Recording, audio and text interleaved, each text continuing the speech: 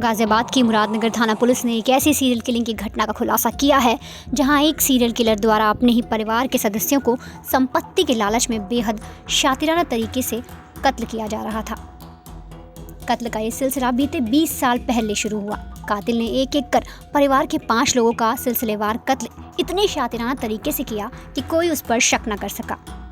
लेकिन गाज़ियाबाद पुलिस ने जब कातिल को गिरफ्तार किया तो संपत्ति के लालच में कत्ल की ऐसी साजिश सामने आई जिससे परिवार और लोगों के साथ ही पुलिस भी सन्न रह गई।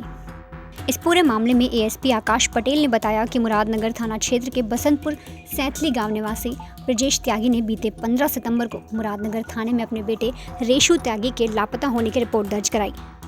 बताया गया था कि रेशु बीते 8 सितंबर से लापता है। इस मामले में पुलिस ने जांच पड़ताल के बाद ब्रजेश त्यागी के छोटे भाई और लापता हुए रेशु के चाचा लीलू त्यागी, साथ ही सुरेंद्र त्यागी और राहुल को गिरफ्तार किया। सुरेंद्र यूपी पुलिस का रिटायर्ड दरोगा है, राहुल रिटायर्ड दरोगा का नौकर है।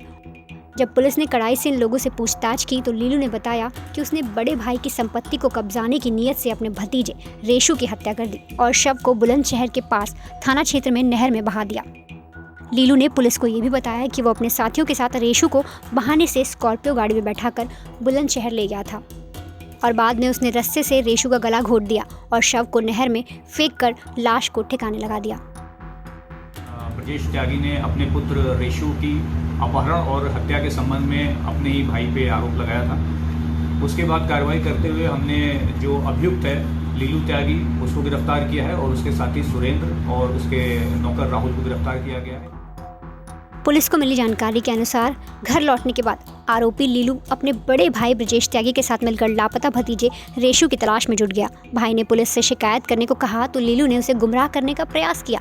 थक हार कर ब्रजेश खुद ही मुरादनगर थाने पहुंचा और बेटे की गुमशुदगी की रिपोर्ट दर्ज कराई। पुलिस को ब्रजेश से जानकारी जुटाने के बाद लीलू पर शक गहराया। इसके बाद पुलिस ने रेशु और लीलू के मोबाइल नंबरों की जांच पड़ताल की तो 8 सितंबर को दोनों की लोकेशन बुलंदशहर में मिली। बुलंदशहर पहुंचकर रेशु का मोबाइल स्विच ऑफ हो गया, जबकि लीलू और उसके साथियों की वापसी में लोकेशन गाज़ियाबाद में मिली। इसके अलावा लीलू और सुरेंद्र द्वारा फ़ोन पर की गई बातचीत की रिकॉर्डिंग भी पुलिस को मिल गई, जिसमें वो अपने ही भतीजे रेशु के हत्याकांड का जिक्र करते हुए पुलिस से बचने की रणनीति बनाता हुआ सुनाई दे रहा है। इन्हीं सबूतों के आधार पर पुलिस ने लीलू पर शिकंजा कसा और सख्ती से पूछताछ करने पर उसने अपना गुनाह कबूल कर लिया। गुनाह कबूल करने के बाद सुरेंद्र और उसके नौकर राहुल को भी गिरफ्तार कर लिया गया, जबकि घटना में शामिल विक्रांत और उसका भांजा मुकेश अभी भी फरार है। उन दोनों की तलाश जारी है।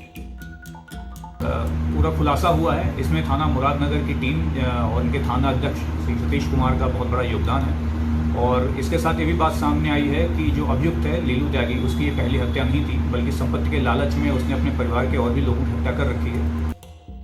आपको बता दें कि आरोपी अपने परिवार की सारी संपत्ति का इकलौता मालिक बनना चाहता था। इसके लिए उसने 20 साल पहले बड़े भाई सुधीर त्यागी को मारा और फिर उसकी पत्नी से शादी कर ली।